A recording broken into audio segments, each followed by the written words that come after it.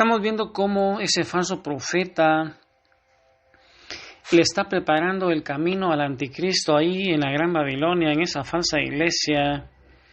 Ese falso papa, ese falso maestro, esa bestia de la tierra. Mira cómo la describe 2 de Tesalonicenses 2, del 3 al 12. Ahí queda así consumado en su totalidad ese misterio de la iniquidad, a ese que se refiere San Pablo. En la predicación pasada oímos y leímos ese texto de 2 de Tesalonicenses, del 2, del 3 al 12, en donde él nos dice que no nos engañe nadie de ninguna manera, porque primero tiene que venir la apostasía que hemos visto para que se manifieste el hombre impío, el que quiere quitarle el objeto de culto a Jesús, y entonces va a venir la segunda venida de Jesús. Pero hay algo, nos dice San Pablo, que impide que ese impío se manifieste todavía. Y entonces el primer suceso de los tiempos del fin, según lo hemos estado observando, hermano, haciendo una recapitulación, el primer hecho de los tiempos del fin, ¿te recuerdas que el final de los tiempos empezó con la primera venida de Jesús y va a terminar en su segunda venida, cuando Él venga a juzgar a vivos y muertos? Ese primer hecho de los tiempos del fin será una apostasía generalizada en el cristianismo, una gran apostasía, hermano. Está preparando la autopista. Recuerda que apostasía es que ya no se va a creer en esa verdad católica, esa verdad cristiana de 2000 años. Una gran apostasía generalizada ahí en el cristianismo, y va a acompañar a esa manifestación del anticristo. San Pablo aquí en este texto lo llama el hombre impío o el hijo de la perdición, y este hombre, como hemos estado observando, se va a erigir como el adversario de Dios cuando Él se proclame a sí mismo como Cristo, como verdadero Dios, y hacer que se le brinde culto sentado ahí en el santuario de Dios, ocupando el lugar de Dios. Aquí en este texto de Tesalonicenses se confirma todo lo que hemos desarrollado antes, dice Juan Franco Benedetto, pero además San Pablo nos dice otra cosa que parece que era conocida por los cristianos de Tesalónica del primer siglo.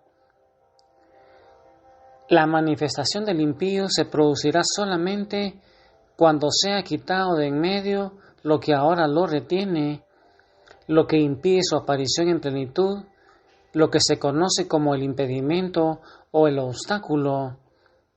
Muchas son las teorías, muchas son las interpretaciones que se han desarrollado sobre la naturaleza, sobre la identidad de este obstáculo que está ahí en 2 de Tesalonicenses, que hay algo que lo retiene, y en el siguiente, el que le retiene, nos dice San Pablo.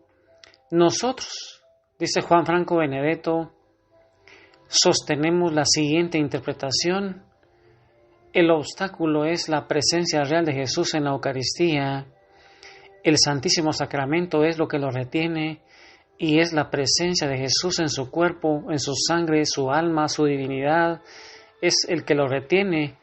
Algunos padres de la Iglesia decían ellos que era el Imperio Romano el que impedía que derrotaran al cristianismo, pero Juan Franco Benedetto, haciendo un exhaustivo estudio entre la palabra, el catecismo, la tradición, el magisterio, la Iglesia, nos dice que ese obstáculo, el que lo retiene, es la presencia real de Jesús en la Eucaristía, es lo que retiene todavía, pero cuando sea quitado, entonces va a venir el anticristo. Eliminar entonces del mundo la presencia eucarística de Jesús, ese misterio de la impiedad, como lo dice San Pablo, el anticristo que siempre actuó en él, ahora llegará a su punto culminante con la proclamación del anticristo como el verdadero Jesús vuelto a la tierra en su parucía, y él exige una adoración.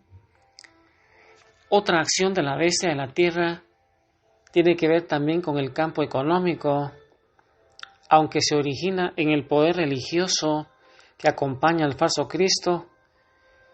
Miremos en qué consiste. Recordemos que el mundo, antes del surgimiento del anticristo, estaba al menos en una gran parte bajo el dominio o la influencia de la gran ciudad llamada Babilonia la Grande. ¿Te recuerdas que ahí en la Babilonia existía un sistema económico donde había una gran riqueza concentrada en quienes tenían el poder, simbolizados por la gran ramera y sus reyes y sus súbditos adeptos? Se describe su situación económica, como lo dice Apocalipsis 18-19, como algo de opulencia, con la cual se enriquecieron los traficantes, los mercaderes, los poseedores de naves, que son los medios de transporte, convirtiéndose en los magnates de la tierra, nos dice Apocalipsis 18-23.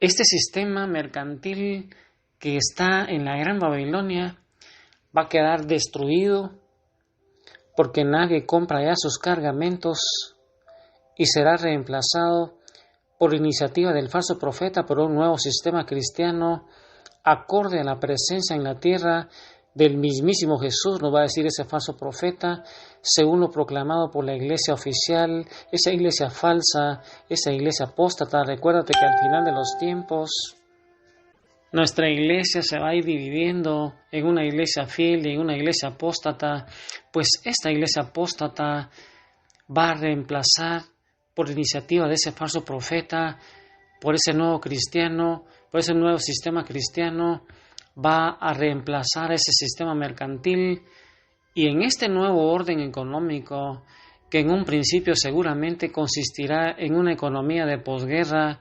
¿Te recuerdas que tiene que haber una gran guerra después de esa devastación sucedida por la guerra? Parece que habrá de alguna manera un sistema equitativo de reparto donde se van a cubrir las necesidades de todos, quienes podrán comprar y vender, aunque con una restricción importante. ¿Te recuerdas, hermano, que hay una restricción para comprar en esos tiempos? Deben tener en ellos una marca, la cifra de la bestia, el 666, la que sin duda no será aceptada por los verdaderos cristianos. Mucho es lo que se ha escrito sobre esto. Y hermano, pensando que al final de los tiempos nuestra iglesia se va a ir dividiendo en una iglesia fiel, en una iglesia apóstata, hagámosle caso a María Santísima, que nos invita a que ingresemos a su corazón inmaculado, que seamos fieles a la iglesia, fieles al Evangelio, fieles al Papa, y que estemos preparados, que estemos listos, que desenmascaremos esos falsos maestros que van a ir quitándole todo lo dogmático de la iglesia, toda la tradición de la iglesia la van a ir borrando. Ellos con mucho poder ahí en la jerarquía de la iglesia, hasta que coloquen a ese falso profeta que con señales, milagros y prodigios va a venir a quitar ese culto de adoración perpetua que es el sacrificio de la misa, que según Juan Franco Benedetto, según ese texto de Tesalonicenses, es lo que todavía retiene para que el anticristo no se siente ahí en ese lugar. Pero era un momento, hermano, en que el falso profeta va a hacer que esas gentes, esas personas que no se han convertido todavía, le rindan adoración, probablemente en una gran pantalla de televisión donde él esté sentado ahí en el Vaticano, y desde ahí el anticristo exija esa adoración. Y teniendo en mente, hermano, que eso es lo que va a suceder después de la destrucción de la Babilonia, cuando la Babilonia sea destruida por ese anticristo, ahí pensando, hermano, que la Babilonia es la que le está haciendo la autopista al anticristo y que después va a ser destruida por él, quien se va a afianzar y le va a decir a todo, por el falso profeta, a todo ese mundo que no cree en Dios, le va a decir que Él es el verdadero Dios y que a Él hay que adorar. Y hermano, huyamos de esa gran Babilonia, huyamos de esa iglesia apóstata y hermano, estemos listos, estemos preparados. porque el final de los tiempos viene, hermano, el final de los tiempos viene y es necesario que nosotros ahí, hermano, nos postremos ante el Santísimo. Hoy yo te invito para que en el corazón de María Santísima vayamos al sacramento de la reconciliación y ahí, hermano, adoremos a Jesús, que es el que retiene la venida del Anticristo. Está tu presencia. Digámosle a ese mundo que nosotros creemos en la presencia real de Jesús, que es el que ha prometido estar con nosotros hasta el final de los tiempos. Esa es la prueba de que tú vives, Cristo. Tu cuerpo, tu sangre me da vida, Señor, me da vida. Tu cuerpo, tu sangre me da vida, Señor, me da vida.